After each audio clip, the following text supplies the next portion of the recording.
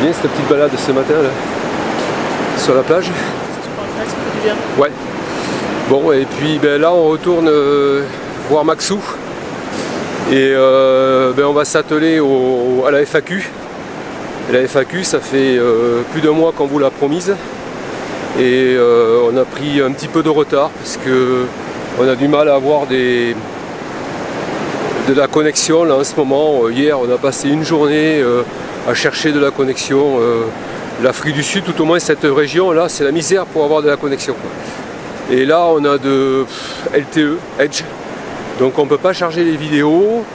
On s'est perdu le peu de chargement que l'on a fait hier matin parce que ça ne voulait pas se reconnecter, donc on s'est perdu le chargement qu'on avait fait. On est obligé de recharger la vidéo qu'on devait vous présenter mercredi, donc ça attendra ben, dimanche si on trouve de la connexion. Et puis c'est le bordel. Ah, voilà. C'est le bordel. Alors si Marguerite vous dit que c'est le bordel. Non mais c'est vrai qu'on passe nos journées là en ce moment à chercher de la connexion. Donc, ouais. On profite un peu moins du paysage, on va dire, et du voyage. C'est ça. On passe beaucoup d'énergie à chercher de la connexion, à travailler aussi sur les vidéos, ouais, ça nous prend beaucoup de temps. On a de la matière, donc il y a des moments où on ne sait pas trop quoi faire, qu'est-ce qu'on doit vous mettre, qui va le plus vous plaire. C'est un petit peu compliqué. Quelque chose à rajouter, Marguerite? Non. Non. Bon. On te retrouve pour la FAQ que l'on t'avait promis il y a déjà un bon mois, un mois et demi de cela. Et donc on va aborder les différentes questions.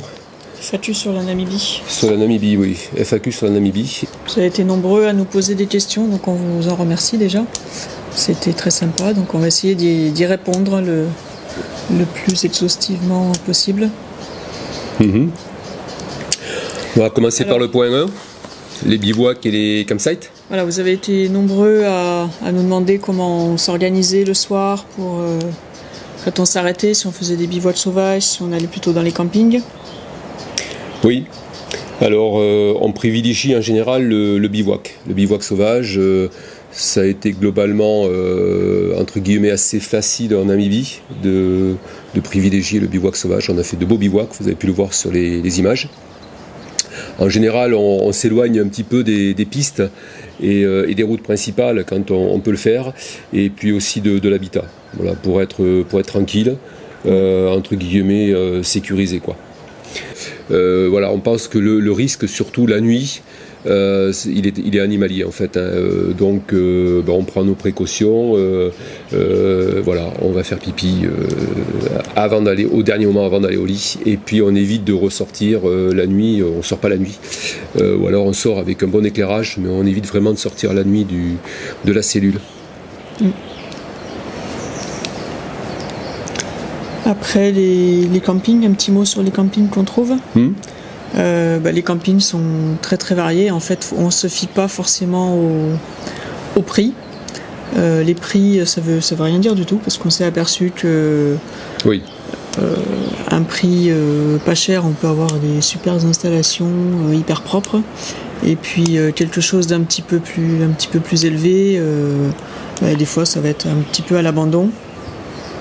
Bon, ça on va en parler, ça va être un autre chapitre aussi, pourquoi il y a certains campings aussi qui sont à l'abandon à cette période-là. Après les prix des campings, ça peut aller de 100 $ namibiens à 200. À 200 $ namibiens, ce qui fait que 100 $, ça fait à peu près dans les 5,50 € en moyenne. C'est ça aujourd'hui, oui, au cours d'aujourd'hui. Ouais. Et donc 200, à peu près 10 €, 10,80 €, 10,90 €. Et s'il y a juste dans les parcs où c'est vraiment plus cher, ça monte jusqu'à 400 $. Oui. Voilà, 400 $, donc ça fait dans un peu plus des 20 €, quoi. Voilà. Tout ça, c'est pour 2 personnes, hein. Oui. Une nuit pour 2, véhicule compris. Donc on peut avoir soit de l'électricité, une prise pour se recharger les batteries, des appareils photo numériques, et il y a des fois il n'y a rien. ça dépend. C'est vraiment très très variable en fait. Quand c'est des campsites du style backpacker, il n'y a pas grand chose. Encore que celui-ci, là où on est en train de filmer, c'est un campsite backpacker. Il y a vraiment tout ce qu'il faut. Il y a une petite cuisine équipée qui est juste à côté avec gaz. On a des douches chaudes, on a des points lumineux, on a des prises pour l'énergie. Donc c'est très variable. Ce qu'on disait, c'est qu'il n'y a pas de standard comme en Europe. C'est le côté sympa. Parce que chaque fois qu'on arrive dans un campsite, on découvre, et on va vous mettre quelques images, vous les voyez les images, là on a vraiment d'un campsite à l'autre des décos très très différentes, et c'est ce qui est vraiment sympa parce qu'à chaque fois c'est une surprise. La deuxième question, c'était une question sur le quotidien, comment on fonctionne. Donc là, on va aborder la nourriture de façon rapide bien sûr, comment on s'approvisionne. On va parler un petit peu des prix, donc l'économie un petit peu locale, le carburant aussi, et l'eau bien sûr, qui sont les trois pôles pour fonctionner au quotidien, mais qui nous mangent beaucoup d'énergie, qui nous prend beaucoup d'énergie, parce que il faut penser tous les jours à s'approvisionner en carburant, tous les 2 ou 3 jours ou 4 jours s'approvisionner en eau, en fonction de ce qu'on fait. Oui, un peu plus, ça dépend si on fait que des bivouacs, c'est sûr qu'il faut s'approvisionner plus souvent. Si on fait que des campings, ça peut durer plus d'une semaine, quoi. Oui. Donc le premier point, la nourriture, de toute façon, partout dans le monde on mange. Donc on trouve tout le temps un point de distribution. Ici, il y a beaucoup de petits markets. Le Spar, comme je dis, le Spar national ou le Pick and Pay. Le Pick and Pay. Il y a les 3 Spar, Pick and Pay et ShopRite. C'est les 3 qui sont un peu phares là, dans le pays. Mais c'est vrai que même dans le petit village, on va trouver un petit Pick and Pay ou un petit Spar. Oui, en règle générale. Il y a toujours quelque chose, ou un petit shop, une petite supérette. C'est tout petit, c'est quelques mètres carrés, mais on trouve toujours de quoi s'approvisionner. Et des fois, il y a de tout. Ça va du pain aux petits trucs, aux petits tournevis, au machin, au bidon d'essence. On en a trouvé. Des fois, il y a de tout. Comme il n'y a que ça dans le village, ça fait quincaillerie, alimentation, un peu de produits chimiques, on va trouver absolument produits vaisselle, lessive, quelques accessoires ménagers, une bassine, on va trouver un petit peu de tout. Donc au niveau prix, pour nous bien sûr européens, globalement, on va dire qu'entre guillemets c'est pas cher. C'est pas cher, et encore que tout dépend de ce qu'on achète. Si on parle par exemple des fruits et légumes, globalement c'est plutôt cher parce qu'ils importent beaucoup d'Afrique du Sud. Les bananes par exemple en moyenne c'est 25$. Donc vous ferez la conversion, 25$, c'est à peu près... ça fait un peu plus d'un euro. Ça fait un peu plus d'1 euro. 1,20€, 1,30€. Ouais, le kilo, donc c'est au tarif globalement européen. Pour nous ça va, mais pour eux je pense que c'est très cher. Pour eux c'est cher, quoi. D'ailleurs c'est vrai que les fruits ils n'en achètent pas trop. Ils n'achètent pas. Enfin on voit dans les caddies, très peu. Dans les caddies il n'y a pas beaucoup de fruits. Non. L'ananas par exemple est meilleur marché, c'est entre 10 et 20$ namibiens. Les tomates, c'est aux alentours de 25$ namibiens aussi, donc aux alentours de 1,20€, 1,30€. 1 euro correspond à 18$. 18 et quelques, namibiens. C'est ça. Voilà. Donc vous pouvez faire la conversion. Les mangues, c'est entre 10 et 20€, donc c'est variable. Ça peut aller du simple au double, 10 à 20$, pardon. Les concombres, c'est 15$ en moyenne. La viande, par contre, la viande, pour nous, c'est pas cher. Parce qu'ici, c'est un pays où on mange beaucoup de viande, l'Afrique australe. C'est comme on a vu en parcourant les pistes et les routes, il y a de grands panneaux. Red meat. Red meat, country of red meat. Voilà. C'est le pays de la viande rouge. Donc la viande, ça tourne entre 50 et 200$ suivant les morceaux, le choix des morceaux et suivant la viande aussi. Le bif est relativement très très bon marché. Le bif, oui, il est aux alentours de 80$, je crois, quelque chose comme ça. Donc ça fait en conversion, ça fait 4€, quoi, 4€ le kilo, quoi. Donc c'est vraiment très très différent des prix que l'on rencontre en Europe. On va trouver du bif, du porc et du mouton, typiquement. Voilà pour la nourriture. On n'a pas de problème d'approvisionnement dans ce pays. sauf au nord de la Namibie, dans la bande du Caprivi. Trouver ni légumes ni fruits là. Là, c'est la première fois qu'on a acheté des boîtes de conserve pour les fruits. Pour les fruits, on a acheté des fruits au sirop. Des fruits au sirop parce que pas de fruits, quoi. C'était vraiment la galère. Pas de légumes non plus. Des oignons. Par contre, il y a des oignons partout. Ah là, on en trouve partout. Des oignons, il y en a partout. Bord de route, oignons et pommes de terre, ça c'est les deux trucs qu'on trouve absolument partout. Ouais, c'est vrai. Et si une dernière chose, le pain. Alors, ici, ils n'ont pas de pain, c'est que du pain de mie. Donc on mange du pain de mie, on se fait du pain de temps en temps aussi, quand on peut. Vous l'avez vu sur la vidéo du parc du Bad-Boita et du Moudoumou où on a fait un pain, on a fabriqué un pain. Ça nous arrive de le faire pas trop souvent, mais on le fait, c'est sympa. Ouais. Après, on s'est habitué au pain de mie, mais c'est pas... Deuxième point, c'est le carburant. Donc on n'a pas eu de problème majeur d'approvisionnement, c'est-à-dire que nous on a une politique de fonctionnement, dès qu'on trouve une pompe on refuel. Donc c'est le principe de base des voyageurs comme nous, on refait tout le temps le plein, que ce soit en eau d'ailleurs quand on trouve de l'eau, quand on trouve du carburant, donc ça évite de se retrouver dans la panade, c'est-à-dire avec... le témoin de réserve qui clignote et puis se dire que la station suivante elle est à 200 km parce qu'il y a quand même des stations de service, mais on a eu fait des fois 200 ou quasiment 300 km sans trouver de station.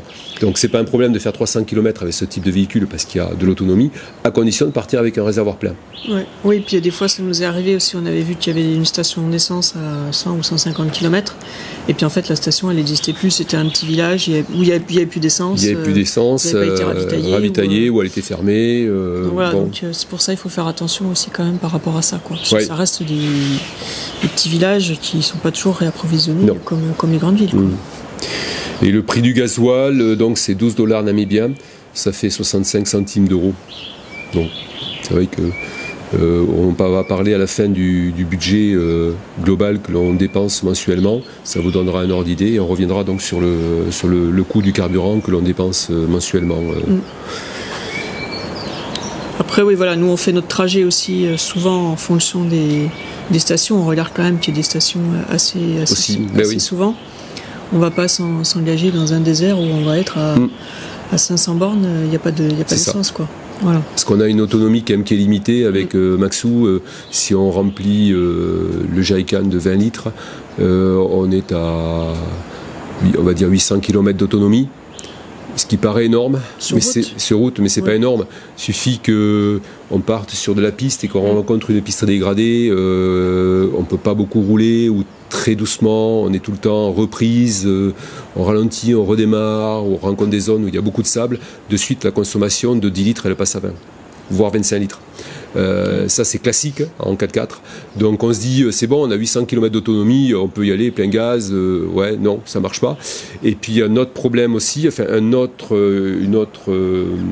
paramètre à prendre en compte, c'est que on peut prendre une piste, faire 200 km et se dire on va déboucher 50 km plus loin, on a une station service et au bout de 200 km la piste est plus exploitable.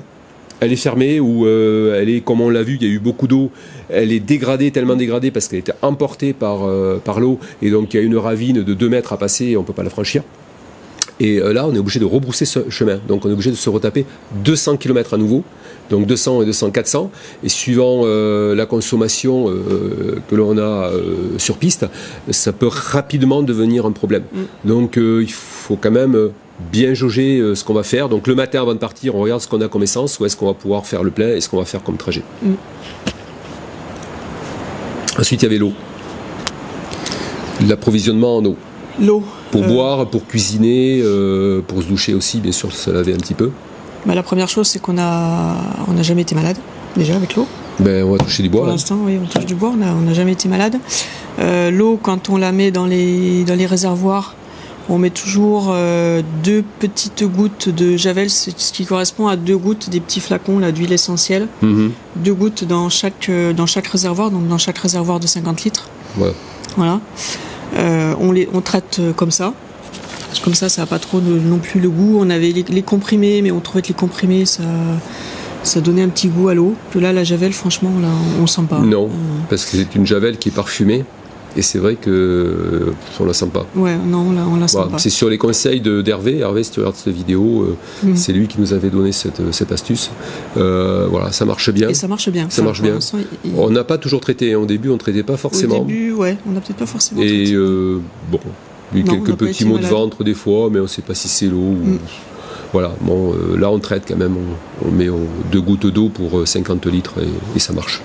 Après, donc on la prend dans les campings, on leur demande quand même si l'eau est potable. Après, pour eux, elle est potable. Il y a des fois, elle est peut-être pas forcément potable pour nous. Enfin, eux, ils la considèrent potable pour boire. Oui, ils la considèrent potable.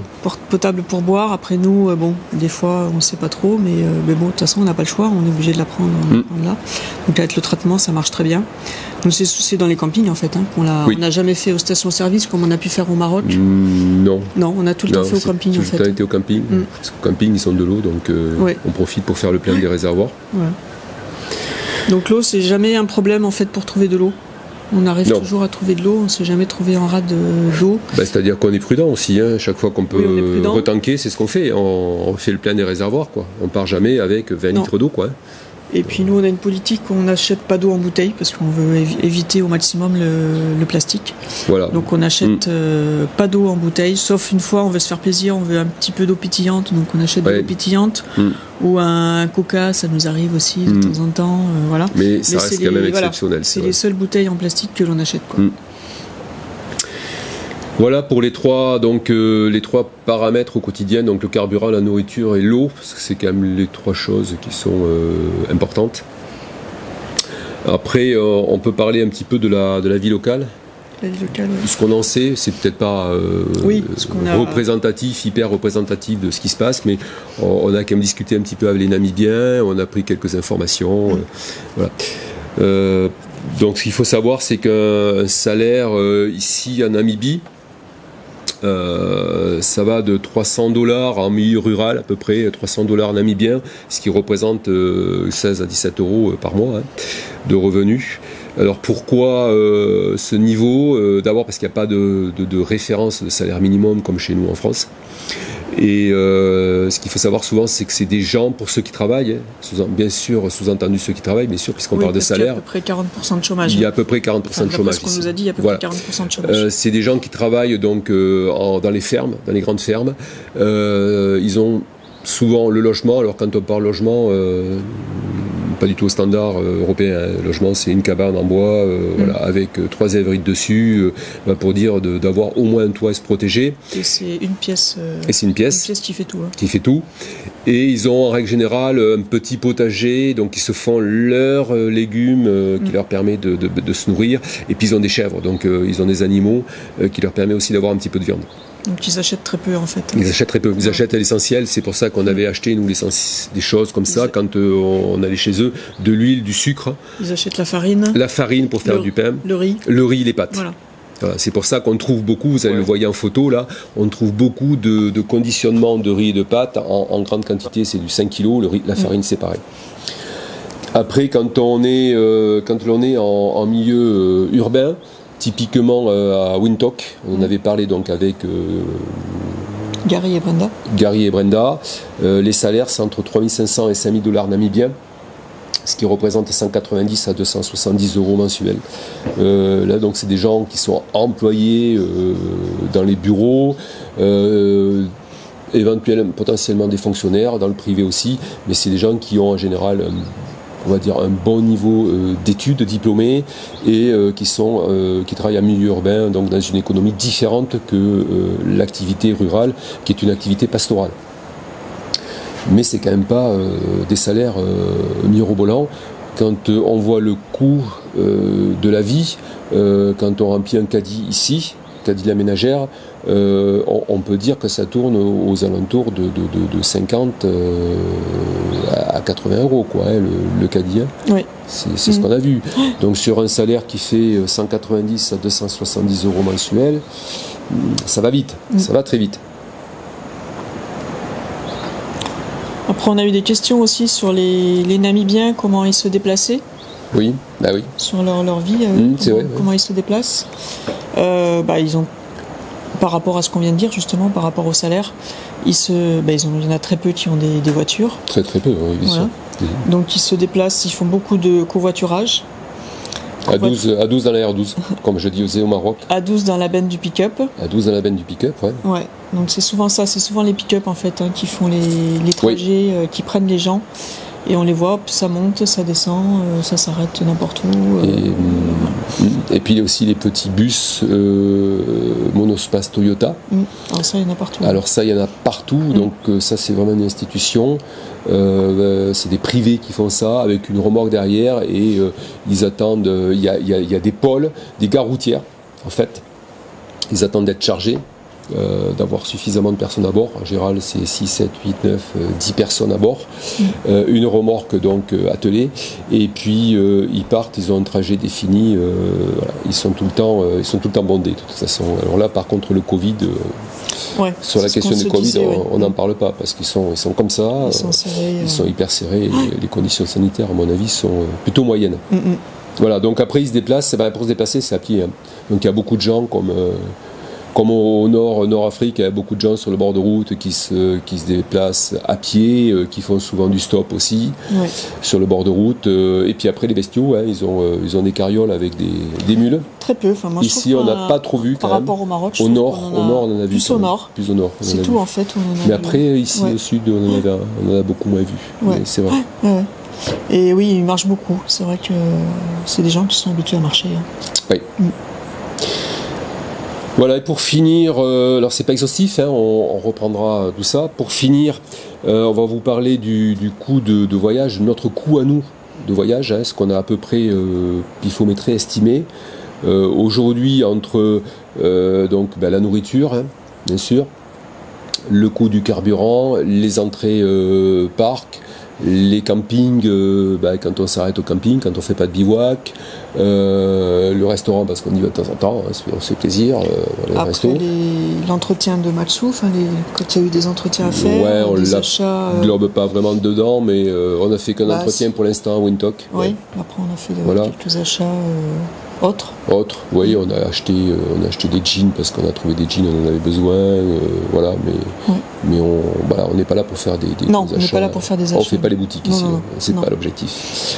On tourne à peu près à 800 000 euros mensuels de dépenses. Sans se priver.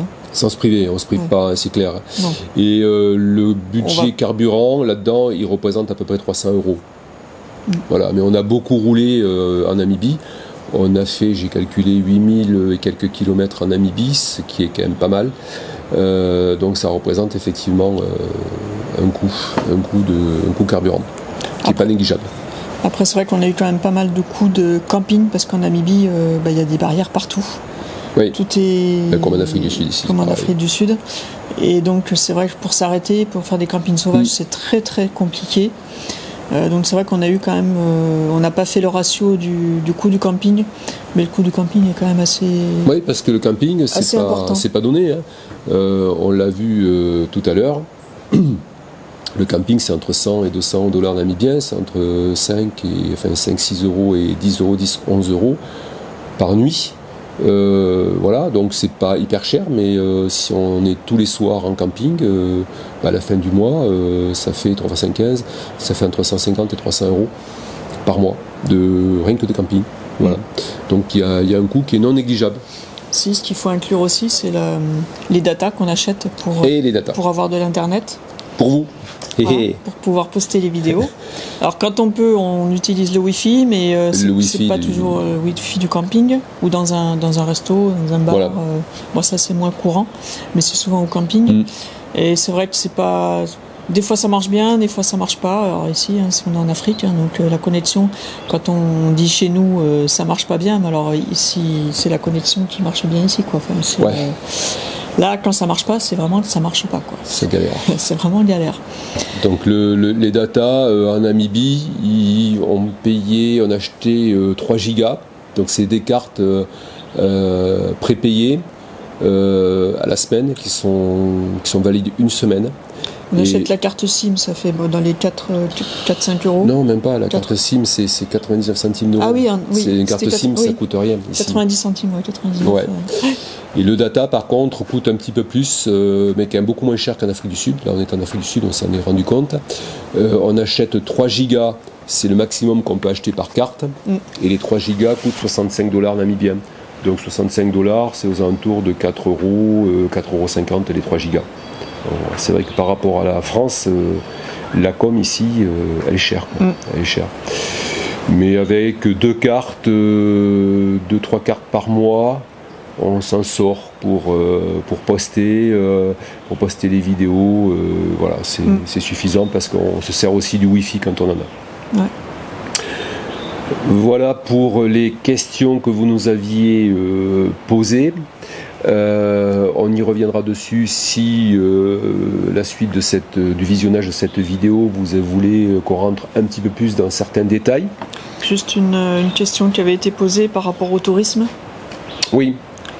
Et au Covid, ouais. Enfin, tourisme Covid. Oui. Le tourisme, on a bien senti que le Covid avait fait du mal là en Namibie, enfin après dans les autres pays aussi.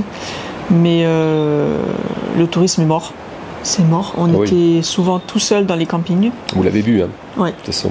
Même après partout, hein, dans les parcs et tout. Enfin, il y a vraiment pas beaucoup de monde. Les Namibiens, bon, eux, ils se déplacent très peu, ils visitent très peu. Oui. Contrairement à l'Afrique du Sud. Oui. Donc c'est vraiment le tourisme en fait, hein, les étrangers qui font vivre le tourisme. Et là on s'est rendu compte qu'effectivement, à part des Allemands qui circulent un petit peu, sinon il n'y a pas beaucoup de monde quoi, en Namibie. Hein. On a croisé en tout et pour tout en 2 mois et demi, même pas 10 couples de touristes comme nous. C'est pas compliqué. Bon non, parce qu'on a dû en croiser à peu près 5. Voilà. Et on a quand même circulé. Et donc on a posé souvent la question au camping, il n'y a personne, comment ça se fait, et tous nous répondaient, c'est le Covid, alors ça dure depuis 1 an. D'autres, quand c'est des régions un petit peu plus reculées, ça fait depuis un petit peu plus d'1 an, 1 an et demi. Donc c'est vrai que c'est compliqué pour eux quoi. C'est compliqué pour eux et on est arrivé une fois dans un camping, c'était un camping communautaire. Le camping il était à l'abandon carrément quoi. Il n'y avait plus rien. Plus personne, les structures étaient à l'abandon, donc pas entretenues. Voilà.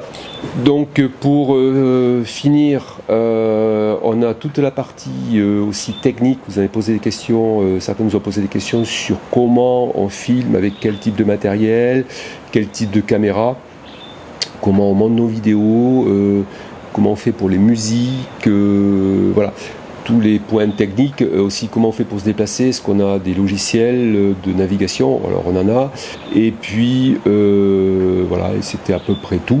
Donc tout ça on vous l'expliquera dans la deuxième partie, qui sera peut-être un petit peu plus courte. On a préparé une vidéo où on vous explique tous les détails techniques.